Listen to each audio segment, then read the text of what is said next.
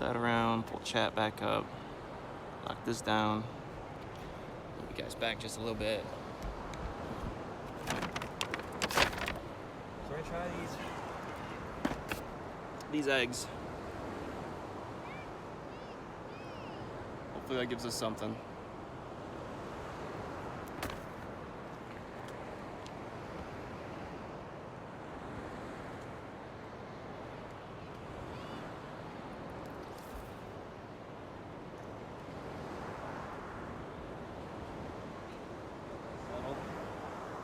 We'll tighten our line out after. So in the summer, is this a nice vacation resort? I would guess. Yeah, it's a state park, so you can camp and stuff. There's like designated camping areas and stuff. This place is really, really nice. Like I did at the last place, I'll show this sign and stuff before we leave. But it's like, honestly, in my opinion, it's one of the nicer like state parks. It's one of the nicest ones I've ever been to. So it was worth the hour drive. What are you thinking? I think there might be like pike maybe? Thinking there might be some pike or something.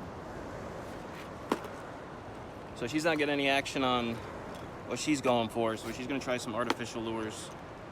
She's probably gonna try something like this. Something that'll swim down as she's reeling in.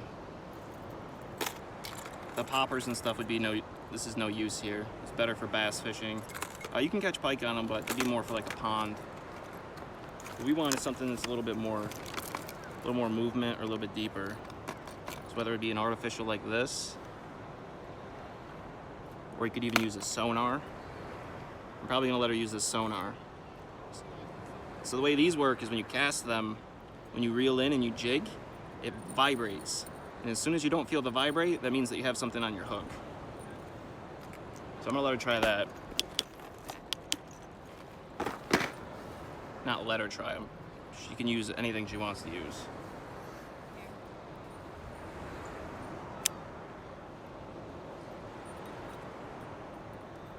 There you go. Try that.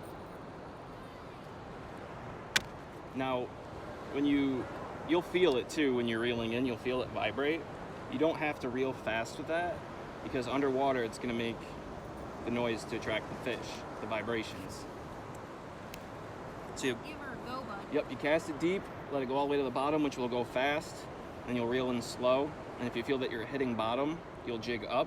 So if this is the bottom of the water and you're reeling in, what you wanna do is you wanna jig it up so it does this. And most predator fish, they like to hit on when your bait goes down. So like bass and a lot of those things, when you cast and you jig and you pull up, once it's settling, that's usually when they'll strike it. So when you pull up, you'll feel it vibrate, and then that's the sign of. You ready to lose this sonar? Don't lose it. I don't know. I'd have to buy more. I don't even know where to get them. Fisherman gave me that when we were at a different spot.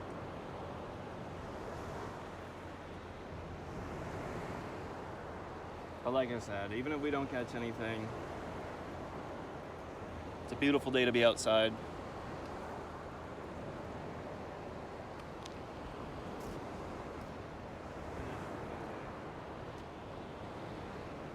Hang out with you, get to hang out with all these beautiful people and chat.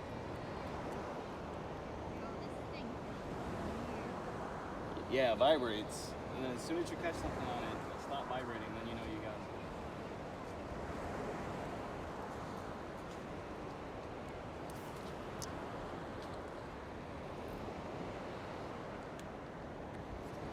Yeah, I messed up my bait caster at that last spot.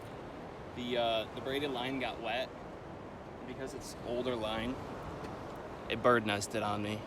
So we won't be using the bait caster today. We'll just be using our open reel setups. But it is what it is. Wednesday I'll reline that whole pole, and then I'll teach you guys how to do that too. I have 2 other poles I have to do. So Wednesday morning at 8 a.m. Eastern Standard Time.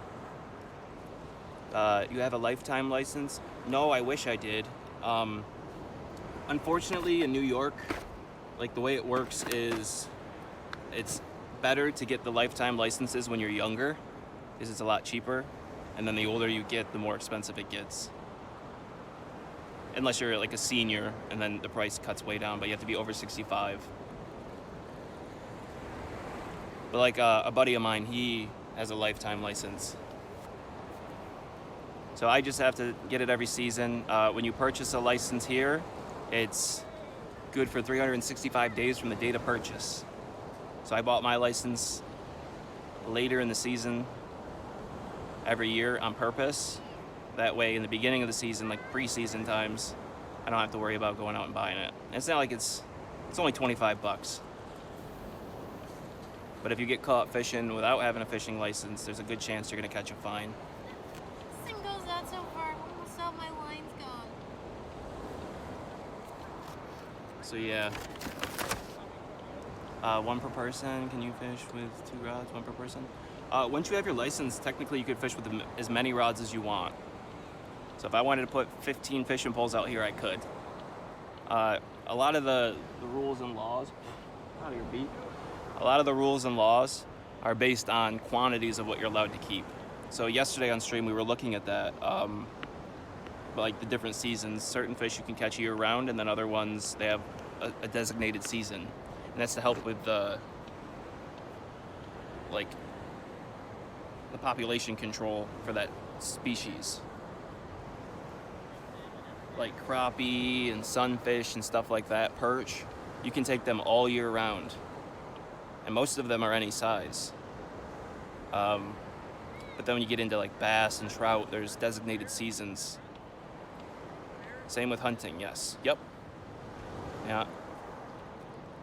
So that's just kind of how it works. It's silly, but it's good because when you buy your license, that money goes back into helping pay for people that are conservation officers, and it helps fund like the DEC program.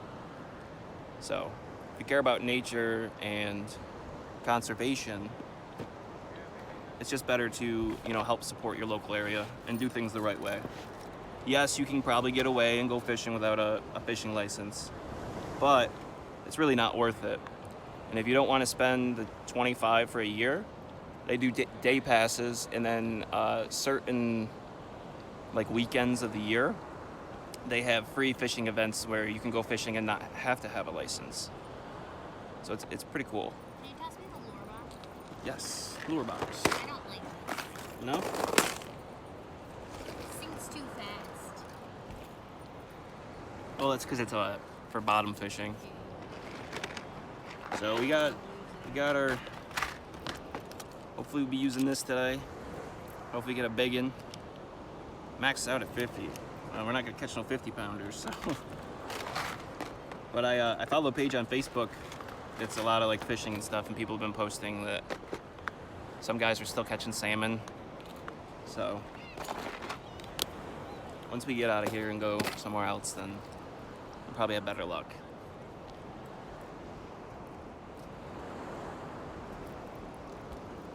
I would pull up all the information and all that, but it's hard to do because I use my phone for the stream. That's a floater.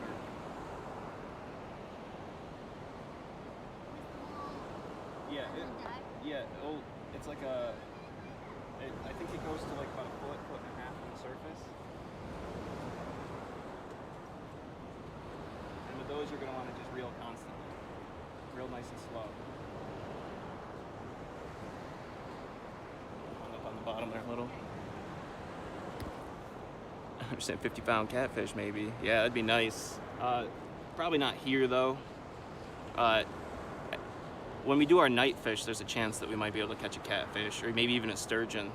Where we're going to be going with that, it's off another lake. It's off of Oneida Lake, and where we fish, it's where the lake dumps into like the canal.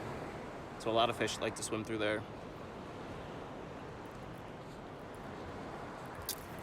I mean, if I even catch, it could even be like a small little a little guy today, I'd be really excited. I really want to catch a steelhead.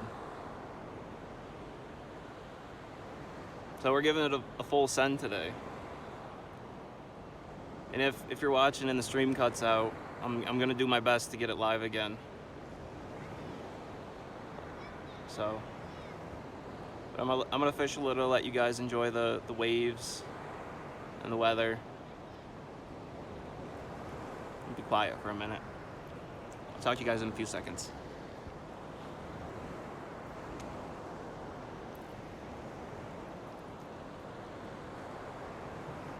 Oh boys, we did have a hit. Look at that. Strip clean.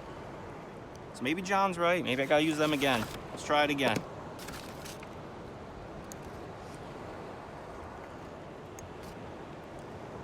I bought these when I came up for salmon fishing.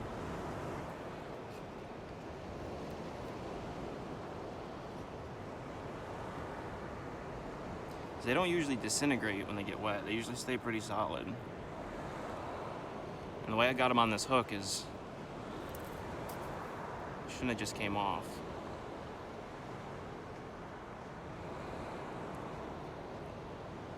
Do one more.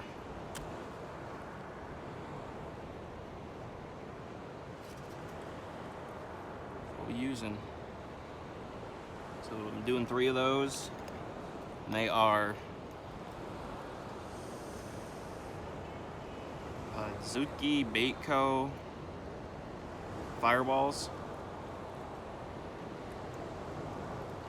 So they won't know the difference between Fireballs or the newest eggs directly from the Bait Lab, protein-based biodegradable formula, and so it's not actual eggs, but they're, how long can they stay solid? This bait should be for a little while.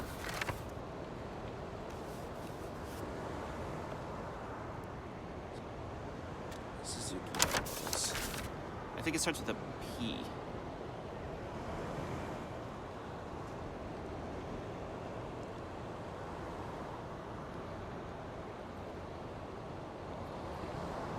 So it's PA